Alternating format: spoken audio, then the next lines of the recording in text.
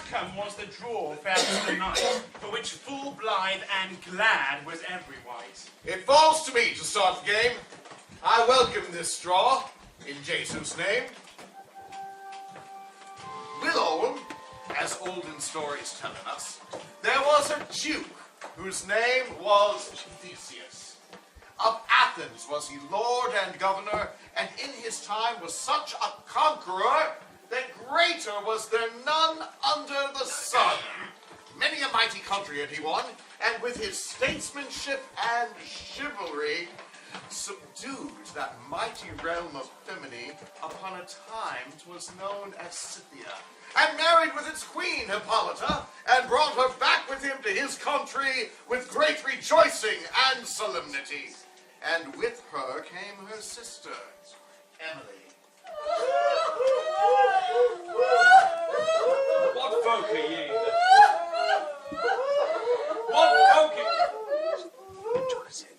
What folk are ye that at my homecoming perturb my celebration with your wailing? Have you such little feeling of joy that thus in Waymanshire you shriek and cry?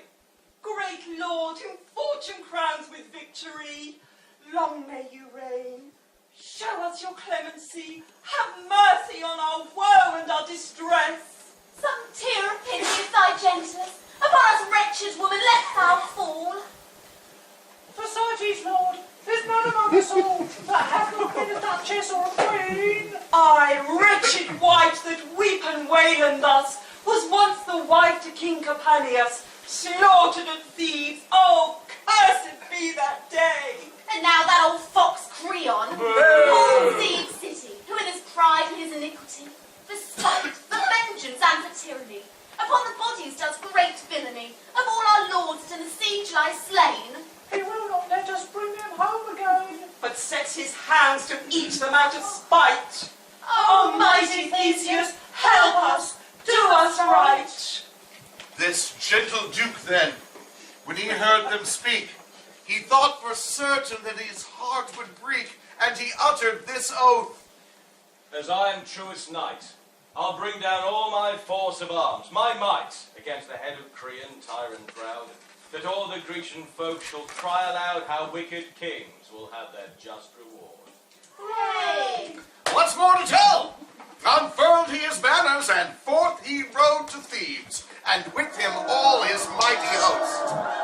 King Creon fought well, but the day he lost, for Theseus slew him manly as a knight, tore down the city's walls, and put all its folks to flight. And to the ladies he restored again the bones of all their husbands that had been slain. Enchanced, upon the battlefields they found, thrust through with many grievous and a bloody wound, two young knights, handsome, lying side by side, the finest arms they had, richly arrayed, not quite alive, but not quite dead they were. But by their coat of arms and by their gear, the heralds knew their ancestry was good. Princes of Thebes, cousins of royal blood. To Athens with them. Let them dwell in prison perpetually. I will accept no ransom. And that was that. What needeth words mo? For in a tower, in anguish and in woe, Archita and his cousin Palamon evermore are locked. No hope of freedom. Time passeth, year by year and day by day, until it chanced that upon a morn of May, Emily, who fairer was than the fairest, whitest lily flower, walked amidst the garden as the sun upthrist amongst the curious bowers, and where she list. And as an angel, heavenishly she sang.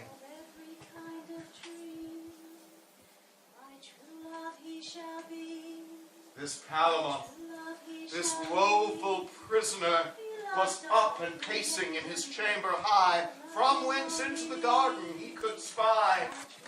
Fate made him cast his eye upon Amelia, and as he did, he turned pale and cried, "Ah!" Oh, there, cousin, what aileth thee to the pain pale and deathly. What do you see? Cousin, I am hurt indeed. Pierced through the heart and through the eye, it will be the death of me. The fairness of that maiden that I can see walking in the garden to and fro. She is the cause of all my pain and woe. Woman or goddess, how am I to know? Oh, Lord. Now I am dying too. Unless I look upon her every day, I'm dead and gone. What more is there to say? Speak no more. I know you speak in jest. And if I do, may God grant me no rest. I swear I love her. Swear upon my honour. False, cousin, false. What honour hath a traitor? I saw her first. Go ye and find some other. What was it that thou sayest? Thou didst not know that she were womankind or some goddess. Thy love is naught but holiness, as one might love the image of a saint. My love is human, lusty, not so faint and feeble, sanctimonious like yours. Then there's an end. All's fair in love and wars. They strive as to hounds after the bone. Fought all day, then find the bone was gone. But on with our tale.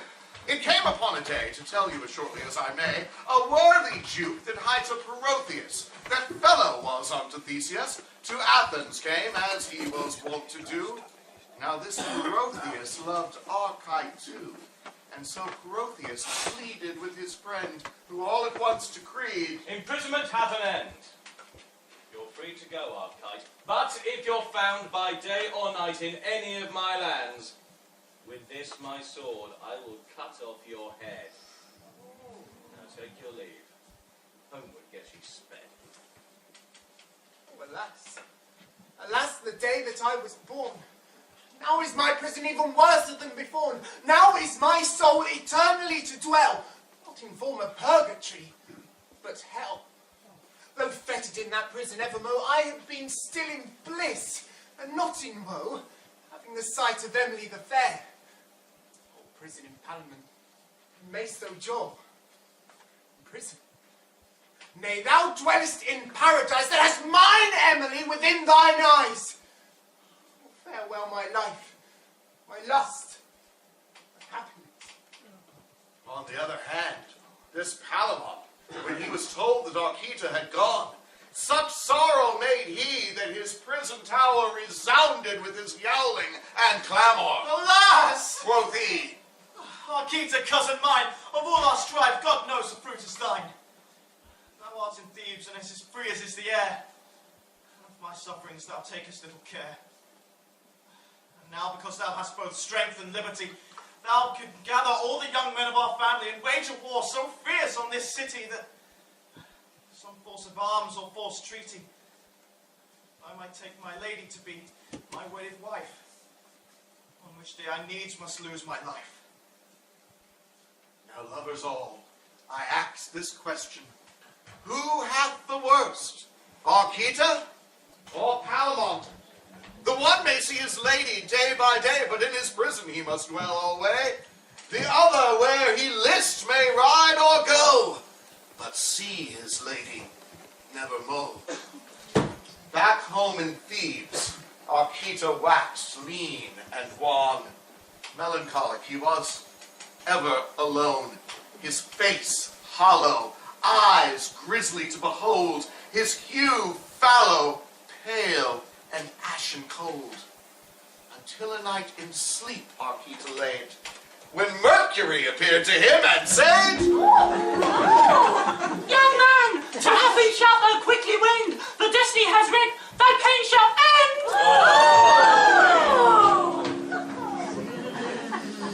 Shall, despite of capture, and dread of death, and with Amelia breathe my latest breath, I might well, if I bear me very low, live by my lady evermore unknown.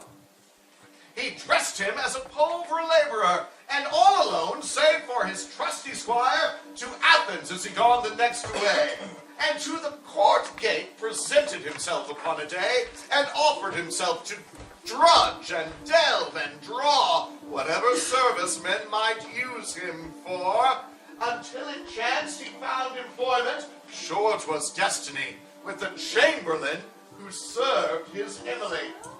Short tale to make, he swayed so willingly that in a year or two his low degree had changed. Behold, in bliss lives this Archite, the much-loved page of Emily the Bright, and told her that his name was Philostrate. The court held the youth in such high rate, they told the Duke he should raise him higher.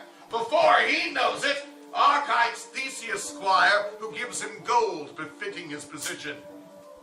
Leave him in bliss. Palamon's still in prison. Look what I've done. This claret I have fixed. Into it strong narcotics have I mixed. Opiates rare and Thracian potions fine. Jailer, my friend, come! Taste this fine wine. The jailer sleeps. The youth flees fast away. The night is short, and come the day our Palamon must find a place to hide. So in this grove he chooseth to abide. The busy lark, messenger of the day, saluteth with her song the morning gray, and fiery Phoebus riseth up so bright that all the Orient laugheth in the light. Archite awakes, looks upon the merry day, and for to do observance to sweet May, out of the court a mile or two he rides, until he draws near the grove wherein his cousin hides.